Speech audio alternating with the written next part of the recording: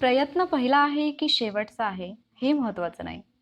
तो तुम्ही कसा करता आणि त्याच्यामध्ये तुम्ही कितपत यशस्वी होता हे जास्त महत्त्वाचं. गुड आफ्टरनून वॉरियर्स आणि सर्व भावी अधिकारी. वॉरियर ऑफिसर या आपल्या यूट्यूब चॅनलवर मी सुप्रिया आपणा सर्वांचं मनपूर्वक स्वागत करते. आज आपण एक थोडासा वेगळा असा विषय घेणार आहोत, ज्याच्यामध्ये आपण पाहणार आहोत की जर तुम्ही जॉब करत असाल किंवा काही वॉरियर्स ज्या आहेत त्या गृहिणी आहेत, म्हणजे ज्यांना घर सांभाळायचं असतं, मुलांना सांभाळायचं असतं आणि घरातल्या सगळ्यांची मनं जपत जपत त्यांना अभ्यास करायचा असतो. त्याचबरोबर काही वॉरियर्स असे आहेत की ज्यांच्या खांद्यावरती घरातल्यांची जबाबदारी असल्यामुळे ते करत करत त्यांना त्यांच्या अभ्यासासाठी वेळ द्यायचा आहे. असं करत असताना एकीकडे फॅमिली, एकीकडे आपल्यावर असणारी जबाबदारी आणि दुसरीकडे आपलं स्वप्न, आपला अभ्यास, या सगळ्यामध्ये ताळमेळ घालताना तुमची दमछाक होत असेल, बरोबर? तर मग ती दमछाक होऊ नये आणि आयुष्यातला प्रत्येक क्षण एन्जॉय करत करत तुमच्या फॅमिलीला पण पुरेसा वेळ देत तुम्ही कशा पद्धतीने तुमचा अभ्यास करू शकता आणि तुम्ही कशा पद्धतीने MPSCची पोस्ट मिळवू शकता हे सांगणारा हा व्हिडिओ मी तुमच्यासाठी घेऊन आले. त्याचबरोबर काही वॉरियर्स असे आहेत की ज्यांनी प्रयत्न केलेले आहेत, मात्र काही कारणास्तव काही चुकांमुळे त्यांना यश मिळालेलं नसेल, किंवा काही वॉरियर्स असेही असतील की ज्यांना आत्ता जाणीव झाली असेल की अरे माझं स्वप्न म्हणजे बाकीच्यांसाठी जगता जगता मी स्वतःसाठीच जगायचं विसरलो आणि माझं जे स्वप्न आहे ते मला आत्ता सापडले, पण आता तर माझ्याकडे फक्त 2 वर्ष 3 वर्ष किंवा फक्त 1च वर्ष शिल्लक आहे आणि त्या एका वर्षामध्ये मी कशा पद्धतीने व माझं स्वप्न पूर्ण करू शकतो. मग त्यासाठी येणारं टेन्शन असेल, ताणतणाव असेल, तर या सगळ्यापासून दूर राहून तुम्ही जॉब करत असाल, तुम्ही गृहिणी असाल, तुमच्याकडे फक्त 1च वर्ष शिल्लक असेल, तरी सुद्धा तुम्ही MPSCची पोस्ट कशी मिळवू शकता किंवा ती मिळवण्यासाठी तुम्ही काय केलं पाहिजे हे सांगणारा हा व्हिडिओ आज मी तुमच्यासाठी घेऊन आले आहे. तर मग चला आपण आजच्या लेक्चरला सुरुवात करूया. याच्यामध्ये मी तुम्हाला वॉरियर मेथड ऑफ स्टडी सांगणार आहे, ज्याच्यामधून तुमच्या लक्षात येईल की जर तुम्ही अशा पद्धतीने अभ्यास केला तर सगळ्यात पहिली गोष्ट म्हणजे तुम्हाला टेन्शन अजिबात येणार नाही. ज्या तणावाखाली राहून तुम्ही अभ्यास करता तर तो तणाव तुमचा कुठेतरी कमी होईल आणि दुसरी गोष्ट की तुम्ही पोस्ट मिळवण्यासाठी जे तुमचे प्रयत्न करत आहात तर त्या प्रयत्नांना थोडासा माझा पाठबळ मिळेल आणि त्याच्यातून तुमच्या प्रयत्नांना एक नवीन उभारी सुद्धा मिळेल. ओके, तर सगळ्यात पहिल्यांदा जर तुम्ही MPSC करण्याचा विचार करताय किंवा कंबाईंड एक्झाम देण्याचा विचार करताय तर तुम्हाला त्याचा सिलेबस माहीत असणं आवश्यक आहे. कारण ज्यांना आत्तापर्यंत सिलेबसच माहिती नाही त्यांच्यासाठी मी या स्लाईडमध्ये या 2 स्लाईडमध्ये मी तुम्हाला जो कंबाईंडचा आपला सिलेबस आहे, म्हणजे PSI STI आणि ASO या परीक्षांच्या पूर्व परीक्षेसाठी असणारा जो अभ्यासक्रम आहे तो मी दिलेला आहे आणि तो अशा लोकांसाठी आहे ज्यांच्याकडे हा सिलेबस अवेलेबल नाही किंवा असेल पण आत्ता काही कारणास्तव लॉकडाऊनमुळे वगैरे तुमचं जे मटेरियल आहे स्टडी मटेरियल ते दुसरीकडे असेल आणि तुम्ही आता सिलेबस पाहायला अनेबल असाल. ओके, तर हा सिलेबस आहे. सगळ्यात पहिल्यांदा आपण अभ्यासाची ओळख करून घेऊया आणि त्यानंतर मी तुम्हाला सगळे टेक्निक्स सांगणार आहे की ते टेक्निक्स वापरून तुम्ही जॉब करत असाल किंवा तुम्ही घर सांभाळत असाल, लहान मुलं असतील तुमची किंवा आई वडिलांची जबाबदारी असेल, घरातलं एक म्हणजे मोठे असाल तुम्ही आणि त्यामुळे सगळं घर सांभाळत त्यांचं आर्थिक परिस्थिती सांभाळत तुम्हाला अभ्यास करायचा असेल तर तुम्ही कशा पद्धतीने अभ्यासाचं नियोजन करू शकता हे मी तुम्हाला सांगणार आहे. सगळ्यात पहिल्यांदा आपण अभ्यासक्रम पाहूया, कारण हे सगळ्यात महत्त्वाचं आहे की जर तुम्ही एक्झाम देत असाल तर पहिली गोष्ट जी तुम्हाला माहिती पाहिजे ती म्हणजे अभ्यासक्रम. ओके, तर आपली जी परीक्षा आहे महाराष्ट्र दुय्यम सेवा गट ब अराजपत्रित, तर याच्या पूर्व परीक्षेचा सिलेबस फक्त आज आपण पाहणार आहोत. मेन्सचा सिलेबस आपण नंतर एखाद्या लेक्चरमध्ये पाहूयात. ओके, तर इथे आपल्याला पूर्व परीक्षेची तयारी करताना सांगितलेलं आहे की विषय आणि सांकेतिक क्रमांक सांगितलेला आहे. तर विषयाचं नाव काय आहे? सामान्य क्षमता चाचणी. प्रश्न असतात एकूण 100 आणि गुणही असतात 100. दर्जा जो आहे तो पदवीचा आहे. आता लक्षात घ्या, तुम्ही सगळेजण ग्रॅज्युएशन झालेले आहात किंवा काही जण ॲप असतील तर तुम्हाला ग्रॅज्युएशनच्या लेवलचं नॉलेज आहे, त्यामुळे आयोगाने जे प्रश्न विचारलेले आहेत ते त्यांची उत्तर देण्यासाठी आपण तेवढे कॅपेबल आहोत. ओके, माध्यम मराठी आणि इंग्रजी म्हणजे काय, तर वरती तुम्हाला मराठीमध्ये प्रश्न दिसतो आणि त्याच खाली त्याचं इंग्लिशमध्ये ट्रान्सलेशन तुम्हाला पाहायला मिळत असतं क्वेश्चन पेपरमध्ये. ओके, तर इथे तुम्हाला 100 प्रश्न दिसत आहेत, ते सोडवण्यासाठी तुमच्याकडे वेळ आहे 1 तास. म्हणजे तुम्हाला 60 मिनिटांमध्ये 100 प्रश्न सोडवायचे आहेत. म्हणजे एका प्रश्नासाठी तुमच्याकडे 1 मिनिट सुद्धा अवेलेबल नसतो. आय थिंक काहीतरी 36 ते 37 सेकंद, 35-36च्या दरम्यान सेकंद तुम्हाला मिळतात एक प्रश्न सोडवण्यासाठी. मग एवढा फास्ट क्वेश्चन रीड करायचा तो समजून घ्यायचा, त्याचा आन्सर शोधायचा आणि मग ते मार्क करायचं. तर हे स्किल तुमच्यामध्ये डेव्हलप होणं फार आवश्यक आहे, तर तुम्ही एक्झाम क्रॅक करू शकता. ओके. आणि जर प्रश्नपत्रिकेचं स्वरूप आपण पाहिलं तर वस्तुनिष्ठ बहुपर्यायी असं ते स्वरूप आहे. आता विषय कोणते आहेत हे सगळ्यात महत्त्वाचं आहे आपल्याला. तर सगळ्यात महत्त्वाचं म्हणजे चालू घडामोडी पहिला विषय, त्यानंतर आहे नागरिकशास्त्र, त्यानंतर इतिहास, भूगोल, अर्थव्यवस्था, सामान्य विज्ञान, बुद्धिमापन चाचणी आणि अंकगणित हे विषय आहेत आपल्या पूर्व परीक्षेसाठी. त्यामुळे हा विषय असा आहे की जो तुम्हाला म्हणजे ज्याच्यामध्ये तुम्हाला अपडेटेड राहणं खूप आवश्यक असतं. जर तुम्ही तिथे अपडेटेड नसाल तर मग त्या विषयाचे मार्क्स तुम्हाला मिळू शकत नाही. आणि त्यासाठी मग तुम्हाला करंट अफेअर्सचे जे मॅगझिन्स असतील किंवा ज्या पण घटना चर्चेमध्ये आहेत तर त्यांची माहिती असणं आवश्यक आहे. त्यानंतर दुसरा घटक आहे नागरिकशास्त्र. जर आतापर्यंतच्या प्रश्नपत्रिकांचा आपण विचार केला तर या विषयावरती तुम्हाला 10 प्रश्न पाहायला मिळतात. ओके. 8 ते 10 प्रश्न पाहायला मिळतात. तर हे 10च्या 10 प्रश्न तुमचे बरोबर येऊ शकतात. म्हणजे या विषयामध्ये तुम्ही आउट ऑफ मार्क्स घेऊ शकता. पण तुमच्या कन्सेप्ट क्लिअर असणं जास्त गरजेचं असतं. जर तुमच्या कन्सेप्ट क्लिअर असतील तर तुम्ही आउट ऑफ मार्क्स घेऊ शकता. त्यामुळे हा विषय जो आहे तो तुमच्या लिस्टमध्ये असायलाच हवा. त्यानंतर इतिहास विषय जो आहे तो विषय असा आहे की तिथे तुम्ही जास्त प्रेडिक्ट नाही करू शकत की एक्झॅक्टली काय येईल. कारण बऱ्याचदा असं होतं की अशी काही नावं येतात किंवा अशा काही व्यक्ती येतात इतिहासातल्या की ज्यांच्याबद्दल आपण वाचलेलंच नसतं किंवा ते एक्झॅक्टली कोणत्या रेफरन्स बुकमध्ये आहेत हेच आपल्याला माहीत नसतं आणि सडनली त्यांची नावं पाहतो आणि आपण गोंधळून जातो की अरे हे काय आलंय म्हणून. ओके. तर इतिहासाचा अभ्यास खूप काळजीपूर्वक करायचा आहे. बुक लिस्ट काय असेल किंवा इतिहासाची स्ट्रॅटेजी काय असेल याचं मी सेपरेट एक लेक्चर बनवणार आहे, तिथे मी ते तुम्हाला सांगेन. भूगोलमध्ये आता भूगोल हा पण विषय असा आहे की जिथे तुम्ही आउट ऑफ मार्क्स घेऊ शकता ते म्हणजे 15च्या 15 मार्क्स तुम्ही भूगोलमध्ये घेऊ शकता. कारण अतिशय सोपा असणारा आणि जास्तीत जास्त आउटपुट देणारा असा हा सब्जेक्ट आहे.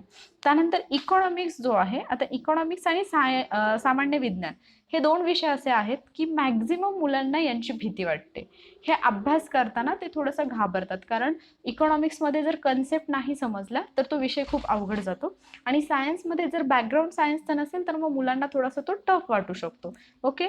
तर इकॉनॉमिक्समध्ये सुद्धा जर तुमच्या कन्सेप्ट एकदा क्लिअर झाला तर इकॉनॉमिक्स तुम्हाला एवढा छान वाटू शकतो की तुम्ही त्याच्यामध्ये सहज 12 ते 13 मार्क्स तुम्ही इझिली घेऊ शकता इकॉनॉमिक्समध्ये. पण त्यासाठी तुमच्या कन्सेप्ट क्लिअर असणं आवश्यक आहे. आणि सामान्य विज्ञानमध्ये स्टेट बोर्ड मस्ट आहे. जेवढं तुम्ही स्टेट बोर्डचा अभ्यास कराल व्यवस्थित तेवढं तुम्हाला सामान्य विज्ञानचे प्रश्न जास्त तुम्ही अटेम्प्ट करू शकता. आणि त्यानंतर येतो बुद्धिमापन चाचणी आणि अंकगणित. आता ज्या वेळेला एखादा विद्यार्थी सगळ्यात पहिल्यांदा विचारतो म्हणजे एमपीएससी करण्याचा निर्णय घेतो आणि तो एखाद्या एमपीएससीचा अभ्यास करणाऱ्या विद्यार्थ्याला किंवा एखाद्या क्लासमधल्या शिक्षकांना ज्यावेळेला तो विचारायला जातो एमपीएससी बद्दल त्यावेळेला बऱ्याच विद्यार्थ्यांचा पहिला प्रश्न हा असतो की तिथे गणित तर नाहीये ना. आणि मग गणित बुद्धिमत्ता आहे म्हटलं की ती मुलं एमपीएससीला घाबरतात, म्हणजे पेपरच द्यायचा नाही असा विचार करतात. तर हा एक न्यूनगंड आहे. एमपीएससीचं बुद्धिमत्ता आणि अंकगणित हे एवढं टफ नाहीये की तुम्ही त्याला घाबरून जावं. आणि तुम्ही इथे गणितमध्ये अगदी 12-13 मार्क्स घेतलेले स्टुडंट सुद्धा आहेत. त्यामुळे या विषयाला घाबरून जाण्याचं काहीच कारण नाही. तुम्ही बुद्धिमत्ता चाचणी आणि अंकगणितामध्ये कसे मार्क्स घेऊ शकता हेही मी तुम्हाला सांगणारच आहे, त्यामुळे त्याच्याबद्दल टेन्शन घेऊ नका. पण या विषयाचा फायदा काय असतो ना की गणित बुद्धिमत्तेचे प्रश्न सोडवायचे म्हटलं की त्यासाठी आपल्याला वेळेचं नियोजन करता आलं पाहिजे. बुद्धिमत्ता चाचणी आणि अंकगणित हा विषय जो आहे तर या विषयामध्ये विद्यार्थ्यांना भीती वाटते असं मी आत्ताच तुम्हाला सांगितलं. मग त्यामुळे काय होतं की बरेचसे विद्यार्थी या प्रश्नाचे ना म्हणजे गणिताचे जे प्रश्न असतात ना ते अटेम्प्ट सुद्धा नाही करत. आणि जर तिथे स्ट्रॉंग असाल ना तर तुमचे सिलेक्ट होण्याचे चान्सेस वाढतात. कारण तुम्ही ते प्रश्न अटेम्प्ट केलेले असतात त्यामुळे तुम्ही चांगला स्कोर घेऊ शकता, म्हणजे सेफ स्कोअरमध्ये येऊ शकता आणि मग तुम्हाला पुढे मेन्सच्या अभ्यासाला काहीच प्रॉब्लेम येणार नाही. आता हा सगळा आजचा आपला टॉपिक नाहीये त्यामुळे मी याच्यावरती जास्त वेळ बोलणार नाही. याच्यासाठी मी सेपरेट असे व्हिडिओ एक अपलोड करणार आहे, तिथे मी तुम्हाला सांगेन की तुम्ही कुठल्या विषयाला किती महत्त्व दिलं पाहिजे. आता असे विद्यार्थी ज्यांना वेळच नाही मिळत तर त्यांनी काय करायचं. तुम्ही भरमसाठ असं रेफरन्स मटेरियल घेऊन बसलाय, खूप सगळी पुस्तकं आणून ठेवलेली आहेत, पण तुम्ही जॉब करताय किंवा घरातल्या कामातून तुम्हाला वेळ नाही मिळत आहे आणि अशा वेळेला तुम्हाला ते सगळी पुस्तकं दिसत आहेत आणि तुम्हाला कळतच नाही की आता मी काय काय वाचू. कारण जर तुम्ही एमपीएससीचा बुक लिस्ट जर तुम्ही कोणाला विचारली तर ते एका विषयासाठी 2-2, 3-3 बुक्स जे आहेत ते सजेस्ट करतात आणि मग तुम्ही ते सगळे बुक्स घेऊन ठेवता आणि मग याच्यातलं वाचायचं कधी आणि कोणतं असा खूप गोंधळ डोक्यामध्ये होतो आणि त्यामुळे तुम्हाला भीती वाटते की अरे म्हणजे टेन्शन येतं की मी जॉब करतो आणि मला आता वेळ नाही मिळत आणि मी कसा अभ्यास करणार. सगळ्यात पहिली गोष्ट म्हणजे सगळ्यात पहिल्यांदा तुम्ही हे जे विचार आहेत ना, की मला एवढं सगळं वाचायचं ते डोक्यातून काढून टाका. तुम्हाला सगळ्यात पहिल्यांदा काय वाचायचंय? एक म्हणजे अभ्यासक्रम वाचायचा आहे व्यवस्थित, कारण तो आयोगाने दिलेला आहे आणि आयोगाने त्याच्यामध्ये मेन्शन केले की तुम्हाला एक्झॅक्टली काय अभ्यासायचं आहे.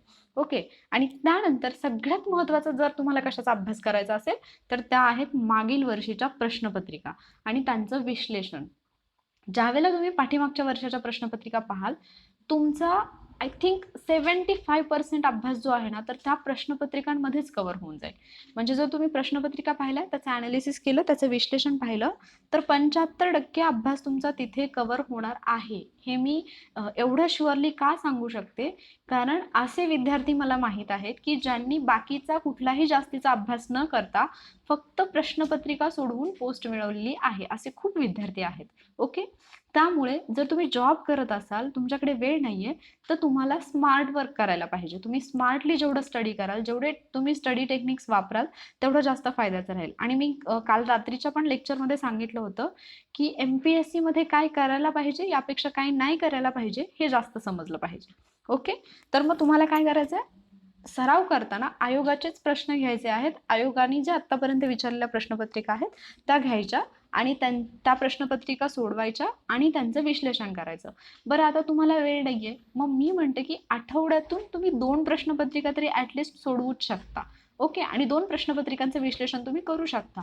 म्हणजे जर तुम्ही समजा 1 दिवस 2 दिवस आठवड्यातले जर प्रश्नपत्रिका सोडवायला दिले, तर बाकीचे तुम्ही ॲनालिसिसला देऊ शकता. आता दिवसभराचं किंवा दैनंदिन अभ्यासाचं नियोजन कसं असलं पाहिजे?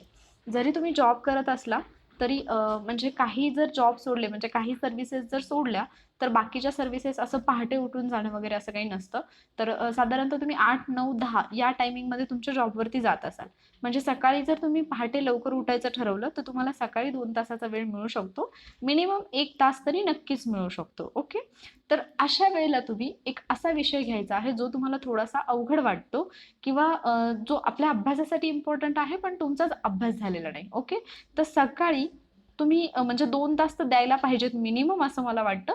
पण जर एखाद्याला नाहीच पॉसिबल झालं, तर तुम्ही 1 तास तरी नक्की द्या, जो की पहाटेचा वेळ असेल. ज्यावेळेला तुम्ही उठलेले असाल, तर त्यावेळेला तुम्ही उठून फ्रेश होऊन 1 तास जो आहे, तो कोणताही जो तुमचा म्हणजे जो सब्जेक्ट तुम्हाला थोडा टफ वाटतो, तर त्या सब्जेक्टचा तुम्ही अभ्यास करायला पाहिजे. ओके. आता दुपारचा अभ्यास करणं, तर तुम्ही म्हणाला मी तर जॉब करतो, दुपारी तर वेळ नाही मिळत.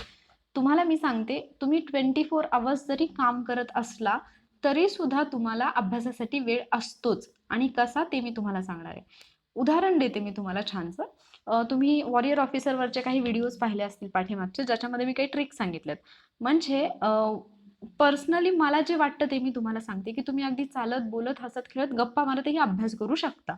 म्हणजे माझं अगदी उदाहरण दिलं, तर मला ज्यावेळेला कोणीतरी काहीतरी काम सांगितलं घरातल्या, तर मी त्यांना म्हणजे आपल्याला कसं ना एखाद्याने परत-परत काम सांगितलं, की आपण काय म्हणतो, "का? मीच का करू हे?" असं, बरोबर? तर मी तुम्हाला कोकणातील नद्या आणि म्हणजे त्या कोणत्या जिल्ह्यात आहेत किंवा कोकणातील नद्यांचा उत्तरेकडून दक्षिणेकडे क्रम, याचं मी एक व्हिडिओ लेक्चर टाकलेलं आहे. त्याच्यामध्ये मी तुम्हाला ट्रिक सांगितली. तर त्याच्यामध्ये एक ट्रिक होती. तर मला असं कोणी सांगितलं काम, जरी ते म्हणजे "का? मीच का करू?" असं जरी मला म्हणायचं नसलं, तरी सुद्धा मी त्या व्यक्तीला रिस्पॉन्स कसा देते, "का? मीच का? वाघ वाजगडावर काले हिरण बघते." म्हणजे काय, तर इथे माझी ट्रिक जी आहे ना, ती मला कंप्लीट रिवाईज होते. मग समोरचा माणूस माझ्याकडे बघून हसायला जरी लागला, तो मला वेडा जरी म्हटला, तरी मला असं नाही वाटत, की तो म्हणजे समोरचा माणूस माझ्याबद्दल काय विचार करतो.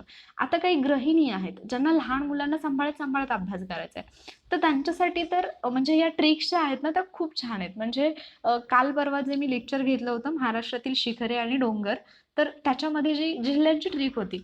तर तुम्ही तुमच्या लहान बाळाला खेळवताना सुद्धा जसं आपण एखादं गाणं म्हणतो किंवा गुणगुणतो, तर त्याच्याऐवजी तुम्ही ट्रिक्स गुणगुणू शकता. म्हणजे अण्णा पुपून सॉरी, अण्णा सासा, ही जी ट्रिक आहे आपली, अण्णा सासा अण्णा पुपूवाली. त्यानंतर नाना नाना नाना, ती जी ट्रिक आहे ना, ती ट्रिक तुम्ही जशीच्या तशी तिथे गुणगुणू शकता आणि त्याच्यामध्ये तुमचं बाळही खेळेल आणि प्लस तुमचा अभ्यासही होईल. अशा खूप सगळ्या ट्रिक्स आहेत. कसा म्हातारा हसतोवाली ट्रिक असेल. तर अशा ज्या ट्रिक्स आहेत ना, तर त्या ट्रिक्स तुम्हाला कधी अभ्यासायच्या आहेत, तर ज्या वेळेला तुम्ही इतर कुठलं तरी काम करत आहात, त्यावेळेला त्या ट्रिक्स तुम्हाला वापरायच्या आहेत आणि त्या ट्रिक्सचा अभ्यास तुम्हाला तिथे करायचा आहे. म्हणजे एक तिथे तुमचा टाईम सेव्ह होतो. तुम्ही तुमचं कामही करत असता, तुमचा अभ्यासही करत असता आणि जी तुमची दुसरी जबाबदारी आहे, ती सुद्धा तुम्ही पार पाडत असता. ओके.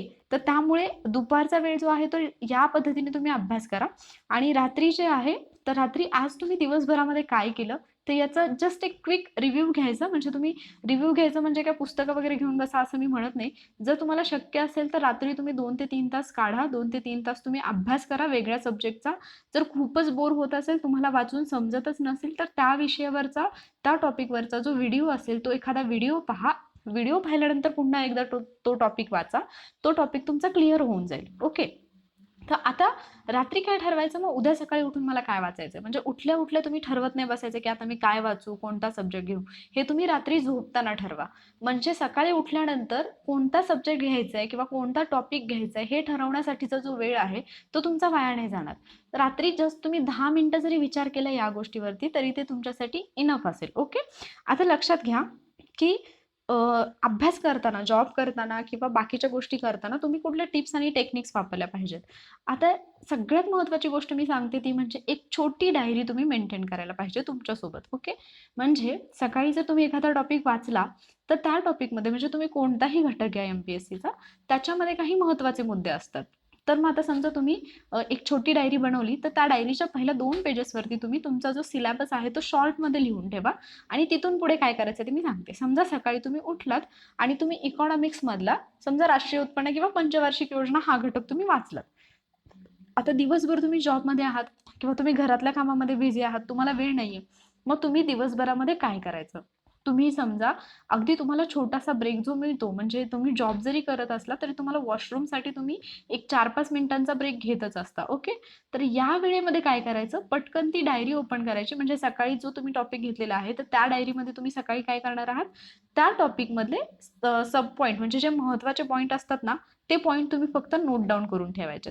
आणि त्यानंतर जेव्हा तुम्ही शॉर्ट ब्रेक घेता त्यावेळेला त्या ब्रेकमध्ये ती डायरी जस्ट ओपन करायची. तुम्ही सकाळी जो वाचलेला टॉपिक आहे त्याचे जे ठळक मुद्दे आहेत ते जे तुम्ही डायरीमध्ये लिहिलेले आहेत त्यातला कोणताही एक मुद्दा म्हणजे पहिला मुद्दा उचलायचा. त्या मुद्द्याबद्दल तुम्हाला सकाळपासून सकाळी तुम्ही जे वाचलेलं आहे ते काय आठवतं, म्हणजे कुठल्या गोष्टी आठवत आहेत त्या एकदा तुम्ही विचार करायचा त्याच्यावरती की हा मला हे आठवते ते आठवते. म्हणजे समजा तुम्ही पंचवार्षिक योजना आपण घेऊन चालूयात. तुम्ही समजा पहिली पंचवार्षिक योजना ही वाचलेली आहे. तर मग तुमचे मुद्दे काय असतील की तिचं प्रतिमान कोणतं होतं, कालावधी कोणता होता, अध्यक्ष उपाध्यक्ष कोण होते, कोणत्या नवीन योजना आल्या, तर या गोष्टी किंवा तिची वैशिष्ट्ये काय होती. समजा हे 5च मुद्दे तुम्ही लिहून ठेवले डायरीमध्ये. तर तुम्ही रिवाइज काय करणार आहात, सगळ्यात पहिल्यांदा तुम्ही पाहिलं की कालावधी काय, तर तुम्हाला लगेच आठवेल त्याचा कालावधी काय आहे. जर नाही आठवलं तर तिथे तुम्ही डायरीवरती मार्क करा की अरे हे मला नाही आठवलं आणि हे मला पुन्हा एकदा वाचण्याची गरज आहे. ज्यावेळेला अशा पद्धतीने तुम्ही रिव्हिजन कराल ना तर तुम्ही तुमचा अभ्यास कधी झाला ना हेही तुम्हाला समजणार नाही. ओके. सो त्यामुळे डायरी मेंटेन करायची आणि त्या डायरीमध्ये तुम्हाला काय करायचं आहे तर पॉईंट्स लिहून ठेवायचे आहेत की कोणते पॉईंट तुम्ही केले. आणि जो पॉईंट तुमचा झाला व्यवस्थित रिवाइज त्याला लगेच टिक करून टाका की हे मला सगळं आठवलं आणि हा पॉईंट माझा झालेला आहे. त्यानंतर अभ्यास जगता आला पाहिजे. आता अभ्यास जगायचं म्हणजे नेमका काय करायचं, मी मागे एक उदाहरण दिलं होतं तुम्हाला की म्हणजे समजा तुम्ही काम करत आहात, तुम्ही काम करून थकलेले आहात आणि तुमचे पाय वगैरे दुखायला लागले. तर आपण पाय दुखते वगैरे जे म्हणतो तर तसं म्हणायचंच नाही अजिबात. आपण काय म्हणायचं, लॅक्टिक ऍसिडची निर्मिती झाली, इथे तुमचा अभ्यास झाला. बरोबर आहे. त्यानंतर समजा तुम्हाला मुंगी चावली. तर मुंगी चावल्यानंतर if I am not wrong formic acid जे असतं ते म्हणजे फॉर्मिक ऍसिडमुळे जळजळ होते. ठीक आहे. तर मग तिथे तुम्ही लगेच म्हणू शकता की मुंगीने फॉर्मिक ऍसिड सोडलं. ओके. त्यानंतर जर समजा तुम्ही असंच म्हणजे अशाच काही गोष्टी करत असताना तुम्हाला त्या गोष्टी आठवू शकतात. म्हणजे दुसरं एक मी उदाहरण देते तुम्हाला की मुंबई पोलीस अधिनियम मध्ये कलम 115 जे आहे तर ते रस्त्यावरती मलमूत्र विसर्जन वगैरे करणं तर या गोष्टीशी संबंधित आहे की जर असं केलं तर शिक्षा होऊ शकते. तर मग मी ज्यावेळेला एखाद्या लहान मुलाला पाहते तर लहान मुलगा जर समजा शू करत असेल ना तर मला लगेच ते 115 कलम आठवतं. तर अशा पद्धतीने तुम्हाला ना ती कलमं आठवली पाहिजेत. किंवा तुमचा अभ्यास जो आहे तर त्या अभ्यासातले टॉपिक समजा तुम्हाला जांभळी आली काम करून करून तर तिथे लगेच नाही म्हणायचं की झोप लागली का, किंवा तुमच्यासमोर कोणी जांभळी दिली तर लगेच म्हणायचं शरीरात कार्बन डायऑक्साईड जास्त झालेला आहे. तुम्ही आजूबाजूला झाडं पाहता, ती झाडं पाहिल्यानंतर तिथे तुम्हाला सायन्सचा अभ्यास मिळेल की एखाद्या म्हणजे पानं हिरवी आहेत किंवा काही झाडांची पानं गळून पडायला लागलीत, मग त्याच्यामध्ये कुठले घटक काम करतात. तर ह्या गोष्टी ज्या आहेत तुम्ही एकदा वाचल्या ना तर त्या तुमच्या आजूबाजूला तुम्ही शोधायला लागा. ओके. म्हणजे आता पाऊस सुरू झालेला आहे तर पावसाळ्यामध्ये तुम्ही इंद्रधनुष्य पाहिलं असेल तर इंद्रधनुष्य पाहिल्यानंतर त्याचा आनंद तर तुम्ही घ्या, पण त्याच वेळेला तुम्हाला लगेच आठवलं पाहिजे की इंद्रधनुष्याची निर्मिती जी आहे ती कशामुळे होते. मग त्याच्यामध्ये आपण ऑलरेडी पाहिले जिथे आपण जे एक्सप्लेनेशनचे लेक्चर पाहिलेले आहेत क्वेश्चन पेपरचे, तर त्याच्यामध्ये आपण पाहिलं होतं की इंद्रधनुष्याच्या निर्मितीमध्ये मग प्रकाशाचं अपवर्तन आहे किंवा पूर्ण आंतरिक परावर्तन आहे. मग या सगळ्या गोष्टी तुम्हाला तिथे लगेच रिवाईज झाल्या पाहिजेत. जे मुलं जॉब नाहीत करत, फक्त अभ्यास करतायत, ते पण हे फॉलो करू शकतात. पण जे जॉब करतात तर अशांना मला माहिती आहे की जॉबचा एवढा ताण असतो, एवढं टेन्शन असतं, तर तुम्ही ज्यावेळेला असं टेन्शनमध्ये असताना तुम्ही एखादी ट्रिक जर तुम्हाला आठवली ना, तर काही ट्रिक खूप मजेशीर असतात. त्या ट्रिक जर तुम्ही आठवल्या तर तुमचा स्ट्रेस जो असतो तोही कमी होतो आणि अभ्यास झाल्याचं एक समाधानही तुम्हाला मिळतं. त्यानंतर पुढची गोष्ट जी आहे महत्त्वाची ती म्हणजे ट्राय टू टीच. एखादी गोष्ट तुम्ही 10 वेळा वाचणं, 2 वेळा लिहिणं जसं आपण म्हणतो एकसारखं असतं, की तुम्ही एकदा दोनदा लिहिलं आणि 10 वेळा वाचलं तर ते सारखंच असतं. त्याच पद्धतीने एखादी गोष्ट जर तुम्ही कोणाला तरी शिकवली तर ती तुमच्या जास्त लक्षात राहते. तुम्ही एक गोष्ट पुन्हा पुन्हा वाचताय आणि तीच गोष्ट तुम्ही कोणाला तरी शिकवताय तर ती जास्त लक्षात राहते. आता ही गोष्ट आहे ना, हे गृहिणी ज्या असतात ना, त्या खूप छान पद्धतीने याचा म्हणजे वापर करू शकतात. त्याचं रिझन काय, तर तुमचं जे लहान बाळ असतं ते जेव्हा खेळत असतं तर तुम्ही सहज एकदा ट्राय करून पहा. तुम्ही कोणताही एक टॉपिक घ्या, म्हणजे हिस्ट्रीचा घ्या, जॉग्राफीचा घ्या, कोणताही एक टॉपिक घ्या आणि तुमच्या बाळाला तुम्ही खेळवताना तुम्ही जस्ट त्याला ना ते तुम्ही जे वाचलेलं आहे ना ते उगीचच त्याच्यासमोर बडबड करा. भले ते बाळ ऐकत असू देत किंवा नसू देत, त्याला काही समजणार नाही. पण तुम्ही ट्राय करून बघा. तुम्ही काय करा, ते वाचलेलं जे आहे ते तुम्ही त्या बाळाला ऐकवा. तुम्हाला जे आठवते ते ऐकवा. तुम्ही त्याला ते ऐकवल्यानंतर तुम्ही त्याला ते ऐकवल्यानंतर तुमच्या ते कायमस्वरूपी लक्षात राहील. हे एकदा ट्राय करून पहा. कारण आपण जे शिकवतो ना ते आपण कधीच विसरत नाही. ओके. तर त्यामुळे तुम्हाला हे टेक्निक एकदा वापरून पाहायचं आहे, जे जॉब करणारे आहेत किंवा जे घर सांभाळत आहेत ते. आणि सगळ्यात महत्त्वाचा पॉईंट म्हणजे सकारात्मकता.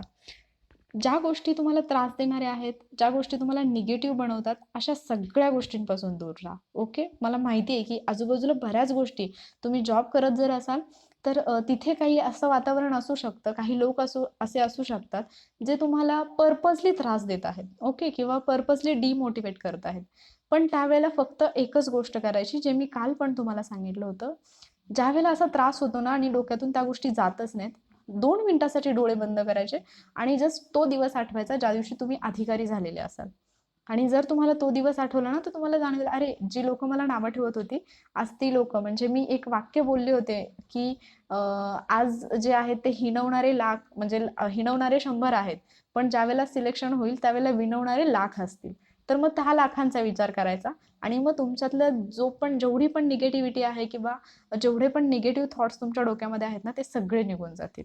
तर जर आणि तुमचा आता शेवटचा अटेम्प्ट असेल तर अशांसाठी मला सांगायचं आहे, जर तुमचा लास्ट अटेम्प्ट असेल तर सगळ्यात पहिली गोष्ट तुमच्यासाठी ही असेल की आत्ता जे काही तुम्ही अभ्यास करताय, जे पण काही करत आहात, ते सगळं स्टॉप करायचं फक्त 2 तासांसाठी आणि 2 तास शांत बसायचं. जर तुम्ही आत्तापर्यंत अटेम्प्ट दिलेले असतील तर सगळ्यात पहिल्यांदा एक वही घ्यायची, एक पेन घ्यायचा, बसायचं आणि तुमचा पहिल्या अटेम्प्टपासून तुमच्या आत्ताच्या अटेम्प्टपर्यंत, म्हणजे जो रिसेंटली तुम्ही दिलेला असेल तो, त्या अटेम्प्टपर्यंत तुमचे प्रीचे मार्क्स, जर तुम्ही मेन्स दिलेली असेल तर मेन्सचे मार्क्स जे आहेत ते तुम्हाला आठवत असतात, तुमचा स्कोर काय होता, तुम्ही किती मार्क्सनी क्वालिफाय नाही झाला, तर ते तुम्ही लिहून काढायचं. आणि त्याच्यानंतर कुठल्या सब्जेक्टमध्ये तुमचा स्कोर कमी आला, कुठल्या सब्जेक्टमध्ये तुमचा स्कोर चांगला आला, हेही तिथं मेन्शन करायचं. याचा फायदा काय होईल की आत्तापर्यंत तुम्ही का क्वालिफाय झाला नाहीत हे तुम्हाला समजेल आणि त्या चुका ज्या झालेल्या आहेत त्या चुका तुमच्याकडून आत्ता होणार नाहीत आणि त्यामुळे तुमचा हा अटेम्प्ट अजिबात फेल जाणार नाही. ज्यांना आत्ताच समजलं असेल की मला हे करायचं आहे आणि आता तुमच्याकडे फक्त 2-3 वर्ष शिल्लक असतील आणि आत्ता तुम्हाला जाणवं झालं की माझं स्वप्न हे आहे आणि ते मला जगायचं आहे, त्यांनी एक गोष्ट करायची की म्हणजे मला तर असं वाटतं की जेवढ्या एनर्जीने तुम्ही ते करू शकता ना, तेवढं बाकीचे, म्हणजे ज्यांनी आत्ताच सुरुवात केली किंवा ज्यांच्याकडे अजून 10-12 वर्ष शिल्लक आहेत, असे विद्यार्थी तेवढ्या जोमाने ते करू नाही शकत. कारण तुम्हाला माहित असतं की हा लास्ट चान्स आहे. इथे एक तर 100% तुम्हाला करायचंय किंवा मग तो चान्स गेला. त्यामुळे इथे तुम्ही तुमची आहे नाही तेवढी ताकद लावता. ओके. तर तुम्हाला फक्त कुठलाही सब्जेक्ट असेल तर तो टेक्निकनीच करायचा आहे. ओके. तुम्ही जर असं म्हणत बसला की मी सगळंच वाचणार आहे आणि मला सगळेच रेफरन्स बुक कंप्लीट करायचे आहेत, तर असं होऊ शकत नाही. आत्ताच्या स्टेजला तुम्हाला फक्त तेच आवश्यक आहे, तेच करायचंय जे MPSC विचारते. आणि हे सगळ्यांनीच करायचं आहे ॲक्च्युली तर, की जो विषय किंवा जो घटक एमपीएससी विचारते ना, आपल्याला ते करता आलं पाहिजे. म्हणजे तुमचा सराव एवढा पाहिजे ना, नस ओळखणे ज्याला म्हणतात ना, तर ते तुम्हाला करता आलं पाहिजे.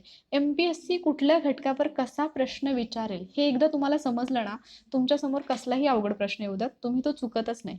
त्यामुळे अभ्यास करताना एक सवय लावून घ्या, की एखादा टॉपिक जेव्हा तुम्ही वाचताय, जर तुमच्याकडे वेळ असेल, तर त्या टॉपिकवरती मॅक्झिमम कसे प्रश्न विचारले जाऊ शकतात, तर ते प्रश्न काढा. म्हणजे आता समजा तुम्ही सरळ एक म्हणजे पॅरेग्राफ जो आहे तो वाचलेला आहे, तर त्या पॅरेग्राफवरती एमपीएससी कुठल्या प्रकारचे प्रश्न विचारू शकते, म्हणजे तिथे जोड्या लावायचा प्रश्न येऊ शकतो का, किंवा मल्टीलायनरमध्ये कोणतं विधान योग्य कोणतं विधान अयोग्य हा प्रश्न येऊ शकतो का, किंवा एखादा फॅक्च्युअल प्रश्न येऊ शकतो का, म्हणजे त्या विधानामध्ये त्या पॅरेग्राफमध्ये एखादी अशी माहिती दिली का, एखाद्या व्यक्तीचं नाव दिलंय का, एखादं वर्ष दिलंय का, एखाद्या संघटनेची स्थापना दिली आहे का, तर ते फॅक्च्युअल क्वेश्चन त्याच्यामध्ये आहेत का, किंवा रिकाम्या जागेला इथे प्रश्न बनू शकतो का. तर असे 7 ते 8 प्रकारचे प्रश्न तुम्ही एका पॅसेजवरती बनवू शकता. मग आता मला सांगा, जर समजा तुम्ही एक पॅसेज म्हणजे साधारणतः आपण 10 ओळींचा धरून चालू, त्या 10 ओळींच्या पॅसेजवरती जर तुम्ही 8 ते 9 प्रश्न बनवले, तर एमपीएससी त्याच्या बाहेर काय विचारणार आहे, विचारूच शकत नाही. पण तो पॅसेज कोणता आहे हे समजणं सुद्धा तेवढंच महत्त्वाचं आहे. म्हणजे कोणते टॉपिक करायचे हेही आपल्याला समजलं पाहिजे. अदरवाईज आपल्याला टॉपिकच माहीत नाही, जो एमपीएससी आपल्याला विचारणारच नाही, अशा टॉपिकचा आपण जर सराव करत बसलो, तर मग तिथे आपली एनर्जी पण वेस्ट आहे आणि आपला टाइम पण वेस्ट जातो, बरोबर. तर मग असे टॉपिक कोणते आहेत, खूप लवकरात लवकर मी तो व्हिडिओ तुमच्यासाठी अपलोड करेन. आणि तेवढेच सिलेक्टिव्ह टॉपिक जे जॉब करतात, जे घर सांभाळून अभ्यास करतात, त्यांनी तेवढेच सिलेक्टिव्ह टॉपिक करायचे आहेत, पण ते अशा पद्धतीने परफेक्ट करायचे की त्या टॉपिकवरती आलेला प्रश्न अजिबात चुकला नाही पाहिजे. मी अशा काही लोकांना ओळखते, माझा स्वतःचा एक्सपिरियन्स आहे की प्रीला 1 किंवा 2 सब्जेक्ट कम्प्लिटली स्किप करूनही म्हणजे प्री क्वालिफाय झालेले स्टुडंट आहेत.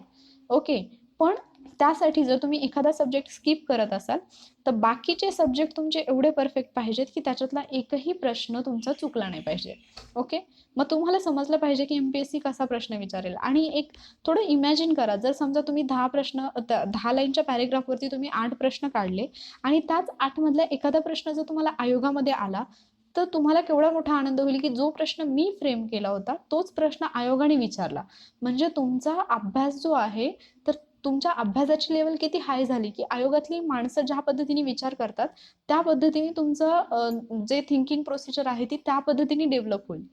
आणि मग हे सगळं करण्यासाठी काय करावं लागेल, तर तुम्हाला अगोदर आयोगाच्या प्रश्नपत्रिका पाहाव्या लागतील, त्यांनी कसे प्रश्न विचारलेत ते पाहावे लागतील, आणि ज्या टाईपमध्ये आयोग प्रश्न विचारतो त्या टाईपमध्ये तुम्हाला स्वतः प्रश्न तयार करावे लागतील. म्हणजे एकीकडे 10 तास अभ्यास करणारा विद्यार्थी असेल, तो 10 तास बसून जर तो इकडे एका विषयासाठी 4-4 पुस्तकं वाचत असेल, तर तुम्ही फक्त 2 तासच त्या सब्जेक्टसाठी देऊन सिलेक्टिव्ह पुस्तकं, सिलेक्टिव्ह टॉपिक वाचून त्या 10 तासांमधला अभ्यास तुम्ही 2 तासामध्ये कव्हर करू शकता. ओके. तर आता ते टॉपिक कोणते असतील, तर ते टॉपिक मी तुम्हाला नक्की सांगेन. आता उदाहरणार्थ सांगते, इतिहासमध्ये जर तुम्ही विचार केला, तर राष्ट्रीय काँग्रेस हा जो टॉपिक आहे, तर आयोग एका एका वर्षी 2-2, 3-3 प्रश्न त्याच टॉपिकवर विचारतो. मग असा टॉपिक आपण का सोडून द्यायचा. त्या टॉपिकवरती आत्तापर्यंत कसे प्रश्न आलेत किंवा आत्तापर्यंत आलेले प्रश्न कोणते आहेत, त्या प्रश्नांचा जर तुम्ही व्यवस्थित अभ्यास केला, तर त्या प्रश्नांच्या एक्सप्लेनेशन मधूनच पुढे येणारे प्रश्न तुम्ही सोडवू शकता. त्यामुळे तुम्हाला अभ्यास या पद्धतीने करायचा आहे की तुमचा वेळही वाचला पाहिजे, तुमची एनर्जीही वाचली पाहिजे, पण तुमचा अभ्यास मात्र 100% आउटपुट देणारा झाला पाहिजे. ओके. तर याच पद्धतीने आपण सगळ्या विषयांचा अभ्यास किंवा कोणते टॉपिक कसे करायचे हे मी तुम्हाला सांगणार आहे. फक्त आता इथे लक्षात घ्या, जर तुम्ही जॉब करत असाल आणि जर समजा तुम्ही गृहिणी असाल, घरातली जबाबदारी असेल आणि जास्त वेळ देऊ शकत नसाल, तर जेवढा वेळ मिळतोय तुम्हाला, म्हणजे समजा पूर्ण दिवसातून तुम्हाला फक्त अर्धाच तास मिळाला एखाद्या दिवशी, तर तो अर्धा तास सुद्धा अशा पद्धतीने युटिलाइज करा की त्या अर्ध्या तासामध्ये तुमचा 4 तासांचा अभ्यास झाला पाहिजे. त्याला म्हणायचं स्मार्ट वर्क. ओके. तर अशा पद्धतीने तुम्हाला अभ्यास करायचा आहे. मग तो कसा करायचा, तर तेच जे मी आता तुम्हाला सांगितले की सिलेक्टिव्ह टॉपिक करायचे, पण ते अशा पद्धतीने करायचे की ते तुमचे विसरले नाही पाहिजे. म्हणजे जर तुम्ही एखादा टॉपिक स्किप करताय, तर त्या ठिकाणी जो दुसरा टॉपिक तुम्ही करत आहात, त्या टॉपिकवरचे तुमचे मार्क्स गेले नाही पाहिजे. तो मग तुमचा टॉपिक एवढा परफेक्ट झाला पाहिजे. ओके. सो पॉझिटिव्ह राहायला पाहिजे तुम्ही. कितीही निगेटिव्ह गोष्टी घडल्या तरी एकच, तुमचं जे स्वप्न आहे ते पूर्ण झाल्यानंतरचा जो आनंद असेल ना, तो फक्त इमॅजिन करायचा 2 मिनिटं, सगळी निगेटिव्हिटी निघून जाते. आता तुमच्या विश्वातल्या प्रत्येक व्यक्तीला अभ्यासाचा हिस्सा बनवा, असं मी एक विधान म्हणजे नेहमी सांगते आणि बोलते. त्याचं रिझन म्हणजे एक उदाहरण देते की PSIचे जे कायदे आहेत, तर त्या कायद्यांचा अभ्यास माझ्या मैत्रिणीने कसा केला, तर ती जेव्हा अभ्यास करायची तिच्या घरातल्यांना ह्याच्याबद्दल काही समजायचं नाही, कारण ते तेवढेच म्हणजे शिक्षण त्यांचं झालेलं नव्हतं. मात्र ती काय करायची, जे वेगवेगळे कायदे आहेत मायनर ऍक्ट, तर उगीच बसल्या बसल्या घरातल्यांना त्या कायद्यांची कलमं सांगायची. घरातल्यांना त्याचं काहीही घेणं देणं नव्हतं, त्यांना ते समजतही नव्हतं. पण तिला सांगितल्याने आनंद हा मिळायचा, की अरे मी यांना सांगितलं काहीतरी, ते मला आठवलं आणि ते मला येते, आणि त्याच्यातले बरेचसे प्रश्न एक्झाममध्ये जसेच्या तसे आले. सो तुम्ही जेव्हा ती गोष्ट एखाद्याला सांगता ना, तेव्हा ती तुमच्या परफेक्ट लक्षात राहते. त्यामुळं त्या गोष्टी तुम्ही तुमच्या आजूबाजूला असणाऱ्या व्यक्तींना सांगा. तुमच्या घरात एखादं लहान मुलं असेल तर तुम्ही त्याला ते शिकवा. जर समजा तुमच्या बरोबर म्हणजे तुमचे आई वडील असतील, ते तुमच्याशी फ्री आणि फ्रँक राहत असतील, गप्पा मारत असतील, तर त्यांच्याशी तुम्ही या अभ्यासातल्या ज्या काही गोष्टी आहेत किंवा इतिहासातली एखादी गोष्ट असेल, इतिहासामध्ये भारताला स्वातंत्र्य मिळताना कशा पद्धतीचा संघर्ष झाला, हे तर तुम्ही नक्कीच सांगू शकता आणि ते पण ऐकतील इंटरेस्ट घेऊन. आणि अशा पद्धतीने जर तुम्ही अभ्यास केला ना, तर तुमच्या खूप छान पद्धतीने लक्षात सुद्धा राहील. आणि शेवटी एक गोष्ट लक्षात ठेवा, जे स्वप्न तुम्ही पाहताय ना, ते तुमचं स्वप्न आहे. ते तुम्हालाच जगायचंय आणि ते तुम्हालाच पूर्ण करायचंय. त्याच्यासाठी दुसरं कुणीही मेहनत करणार नाही. त्यामुळे जे कोणी तुम्हाला आडवे येत आहेत किंवा जे कोणी तुम्हाला मागे खेचतायत, त्यांचा अजिबात विचार करू नका. तुमचं स्वप्न तुम्हाला पूर्ण करायचंय आणि ते तुमच्यासाठी पूर्ण करायचंय. त्यामुळे तुम्हालाच तुमचं ते स्वप्न पूर्ण करण्यासाठी लढावं लागणार आहे. आणि आपण फक्त लढण्याची नाही, तर जिंकण्याची तयारी करतोय. त्यामुळे तुम्ही जर वॉरियर्स आहात, तर तुम्ही विचार केला पाहिजे की ही लढाई तुम्हाला जिंकायची आहे. तुमचा शेवटचा अटेम्प्ट असला तरी सुद्धा तुम्हाला पोस्ट मिळवायची आहे. जाता जाता एक छोटीशी फक्त तुम्हाला मी गोष्ट जी मी नेहमी सांगते, कदाचित ही रिपिटेटिव्ह असेल, पण मी पुन्हा एकदा तुम्हाला सांगते की अशी कल्पना करा, असं होऊ नये, पण जस्ट कल्पना करा की तुम्ही आजारी आहात, तुम्ही एवढे अशक्त आहात की तुम्हाला बेडवरून उठताही येत नाहीये. म्हणजे पूर्णपणे तुमच्या अंगातली एनर्जी जी आहे, पूर्ण ताकद तुमच्या अंगातली गेलेली आहे.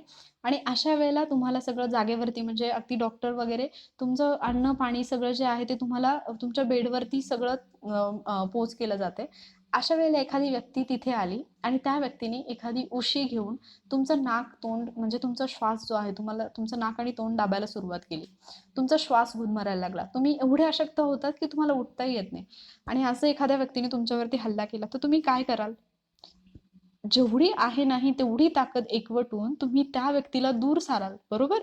तुम्ही तसेच पडून नाही राहणार की माझ्यात आता ताकद नाही आणि मी काय करू आणि मी मरून जाईल.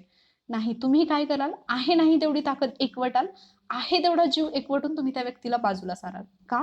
कारण तिथे तुम्हाला ऑक्सिजनची गरज वाटते, तिथे तुम्हाला जगायची गरज वाटते. आणि तेवढीच गरज तुम्हाला तुमचं ध्येय मिळवण्याची वाटली पाहिजे. आणि जेव्हा तुम्हाला तेवढी गरज तुमचं ध्येय मिळवण्याची वाटेल ना, त्यावेळेला तुमचं ध्येय मिळवण्यापासून तुम्हाला कोणीही अडवू शकणार नाही. सो डझंट मॅटर तुम्ही जॉब करताय, डझंट मॅटर तुम्ही गृहिणी आहात, डझंट मॅटर तुमच्याकडे एकच वर्ष राहिले, डझंट मॅटर तुम्हाला दिवसातला फक्त एकच तास वेळ मिळतोय, तुम्हाला अर्धा तास वेळ मिळू द्यात, पण त्याच्यामधला स्टडी तुमचा एवढा क्वालिटी स्टडी असला पाहिजे की 10 तासांच्या अभ्यासाला तो मागे सारेल. जे 10 तास अभ्यास करतात, 12 तास अभ्यास करतात, ते सगळेच अधिकारी बनत नाहीत. त्यामुळे त्याचा तुम्ही बाऊ करू नका. आणि बाकी जे तुमचे डाऊट्स असतील, जो सब्जेक्ट तुम्हाला टफ जात असेल, जो टॉपिक तुम्हाला टफ जात असेल, तो तुम्ही कमेंट बॉक्समध्ये नक्की लिहा. त्या टॉपिकवरती मी अतिशय सोप्या पद्धतीमध्ये तुमच्यासाठी लेक्चर्स अवेलेबल करून देईन आणि त्यामुळे त्या टॉपिकची भीती तुमच्या मनातून पूर्णपणे निघून जाईल.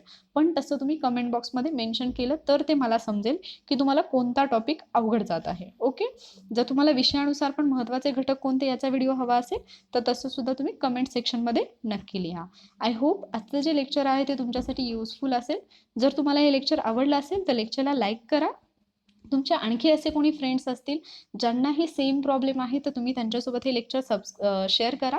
आणि त्याचबरोबर तुम्ही वॉरियर ऑफिसर या टीमचा किंवा या परिवाराचा हिस्सा होण्यासाठी वॉरियर ऑफिसर या चॅनलला नक्की सबस्क्राईब करा. Okay, so stay positive, stay safe. Thank you warriors.